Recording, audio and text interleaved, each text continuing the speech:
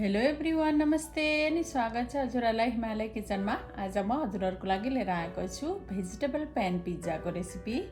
यसको लागि मैले यहाँ पिज्जा डो बनाएको छु। यो पिज्जा डो कसरी बनाउने भनेर मैले च्यानलमा पहिला नै भिडियो राखिसकेको छु। त्यसको लिंक म डिस्क्रिप्सन बक्समा सेयर गर्नेछु, हजुरहरूले हेर्न सक्नुहुन्छ। यसरी पिज्जा डो बनाएपछि यसलाई कम्तीमा पनि 2 घण्टा राख्दा राम्रो हुन्छ।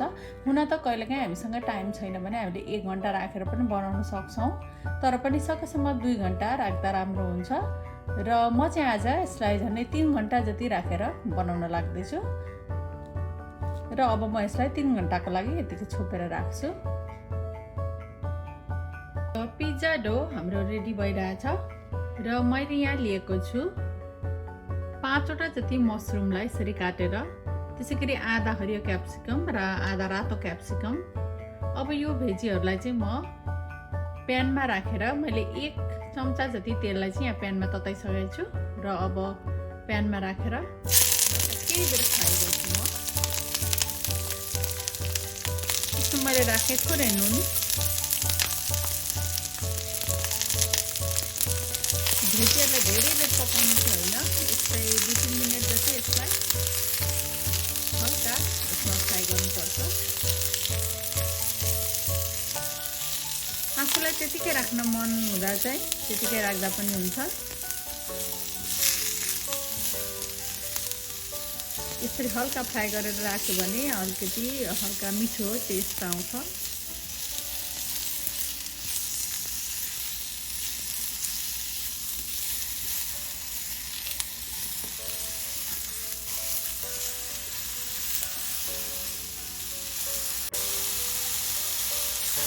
ल अब यतिको भएपछि अब म यसलाई झिक्छु।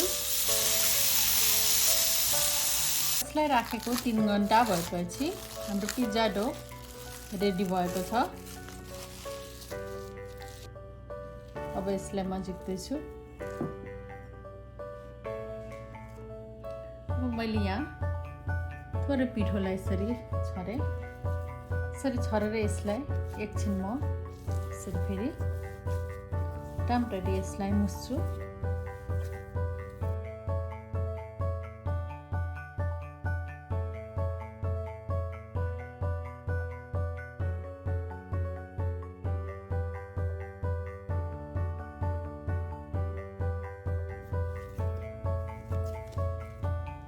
अब यसलाई यसरी सकेसम्म गोलो बनाएर लिन्छु।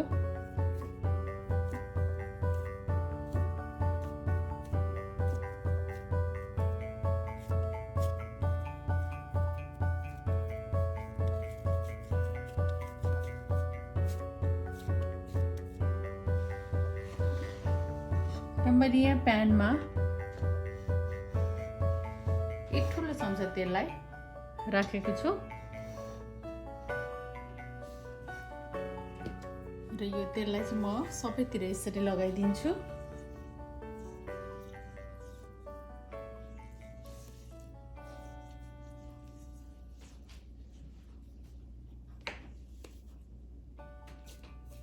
ल अब यो डोलाई प्यानमा राखेर म यसलाई यसरी बिस्तारै बिस्तारै फैलाउँछु।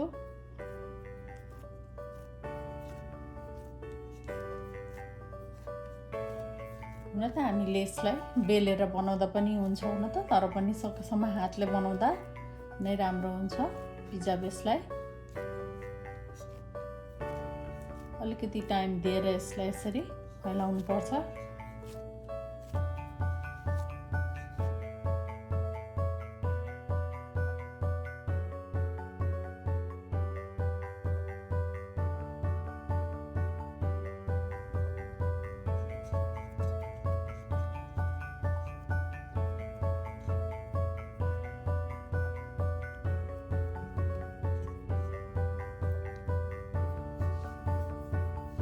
ल अब यसलाई म यसरी फोर्क लिएर बिस्तारै बिस्तारै यसमा यसरी छेड्छु।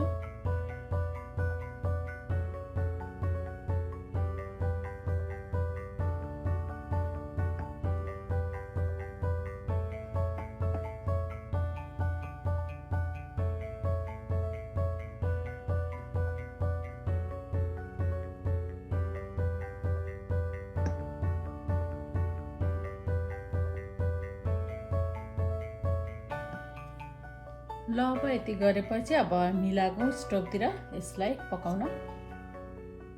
ल अब यसलाई छोपेर यो साइडबाट 5-6 मिनट जति पकाउनु पर्छ।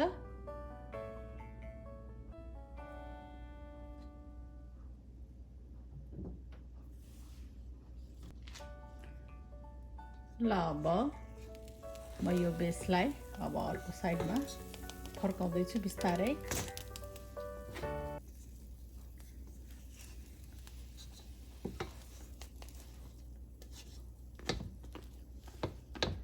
एकदम राम्ररी पाकेको छ यो साइडमा।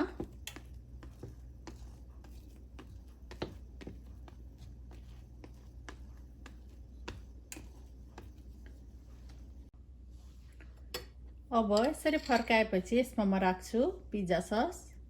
मैले चाहिँ 2 ठुलो चम्चा पिज्जा ससले यहाँ लिएको छु।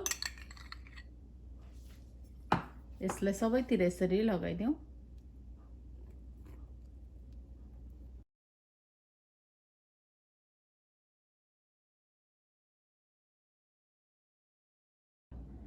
र पिज्जा सस कसरी बनाउने भनेर पनि मैले च्यानलमा राखिसकेको छु। त्यसको लिंक पनि म डिस्क्रिप्सन बक्समा सेयर गर्नेछु, हजुरहरूले हेर्न सक्नुहुन्छ।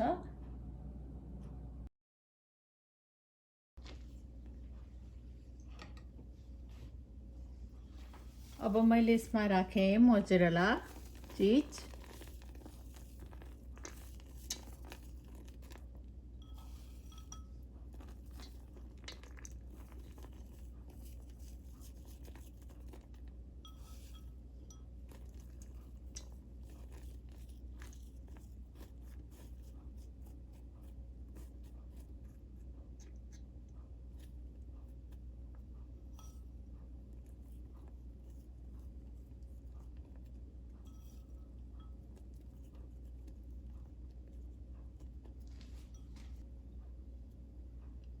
र अब म यहाँ राख्दैछु अघि मैले फ्राई गरेको भेजीहरू।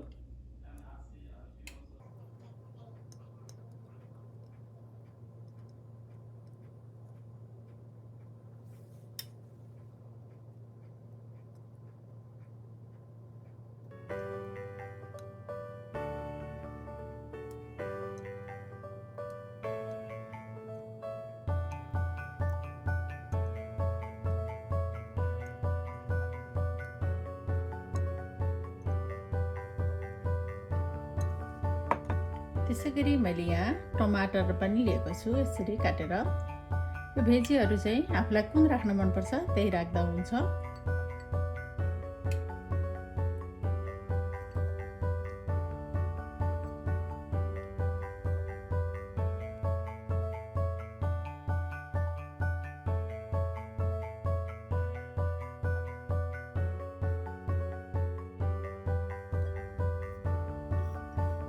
र अब फेरि म यसरी यो बाँकी रहेको चिजलाई राख्दैछु माथिबाट अलिअलि।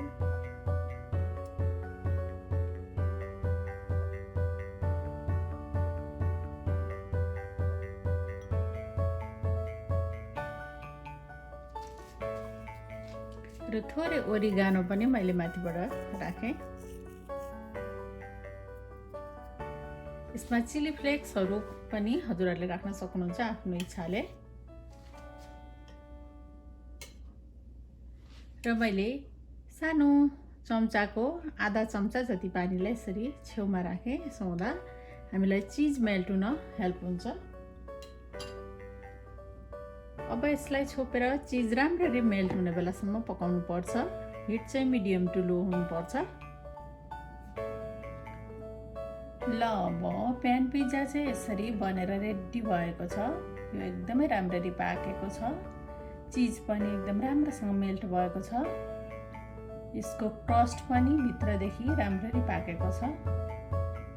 हेर्दा पनि एकदमै खाउ खाउ लाग्ने अघि नै देखिसकेको छ। एकदमै राम्ररी प्यान पिज्जा बनेको छ।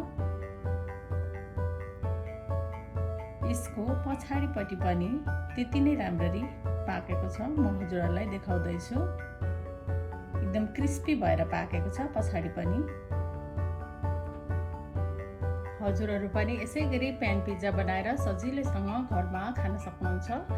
आफूसँग ओभन छैन भने पनि हामी यसरी प्यानमा सजिलैसँग पिज्जा बनाएर खान सक्छौँ। हस् त यो मिठो सजिलैसँग बन्ने प्यान पिज्जाको रेसिपी हजुरहरूलाई राम्रो लाग्यो भने हाम्रो भिडियोलाई लाइक कमेन्ट सेयर गरिदिनु होला। यस्तै रेसिपीहरूको लागि हाम्रो च्यानललाई सब्सक्राइब पनि गरिदिनु होला। सब्सक्राइब गरिसकेपछि नजिकै रहेको नोटिफिकेसन बेललाई पनि अवश्य पनि क्लिक गरिदिनु होला। फेरि पनि यस्तै मिठो परिकारको रेसिपी लिएर आउने नै छु। हाम्रो भिडियो हेरिदिनु भएकोमा हजुरहरूलाई धेरै धेरै धन्यवाद।